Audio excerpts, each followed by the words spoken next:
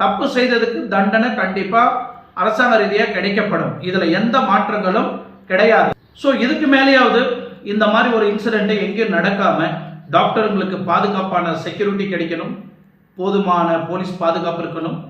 In case doctors ஏதாவது தவறு செய்தால் அது நிரூபிக்கப்பட்டால் பேஷண்ட்டுங்க அவங்களோட விண்ணப்பத்தை சொல்லணும், இல்லை ஃபேமிலி மெம்பர்ஸ் அவங்களோட விண்ணப்பத்தை கொடுக்கணும்னா அதுக்குன்னு ஒரு புது ப்ரோட்டோகால், புது ரூல்ஸ், ஒரு சிஸ்டத்தை பண்ணி ஒரு ஓப்பன் பாக்ஸ் வச்சு, அதுவும் ஹாஸ்பிட்டல் ரீதியாக அந்த பாக்ஸ் எடுக்கக்கூடாது, அரசாங்க ரீதியாக அந்த பாக்ஸை எடுத்துகிட்டு போகணும். இந்த ஹாஸ்பிட்டலில் என்ன நடந்திருக்கு, என்ன பிரச்சனை நடந்திருக்குன்னு ஐஎம்ஐ டிபார்ட்மெண்ட் உள்ள இன்வால்மெண்ட் ஆகி அந்த பிரச்சனைக்கு ஒரு தீர்வு காணணும். அப்படி அவர் தப்பு பண்ணியிருந்தார நிரூபிக்கப்பட்டால் டாக்டரோட லைசன்ஸ் கேன்சல் செய்யப்படணும். இதுதான் ஒரு முறையான மெத்தட்ஸ், முறையான ரூல்ஸ் அண்ட் ரெகுலேஷன்ஸ். எங்க தாய்க்காகவும், என் குடும்பத்துக்காகவும், என் குழந்தைக்காகவும், என் மனைவிக்காகவும் ஹாஸ்பிட்டல்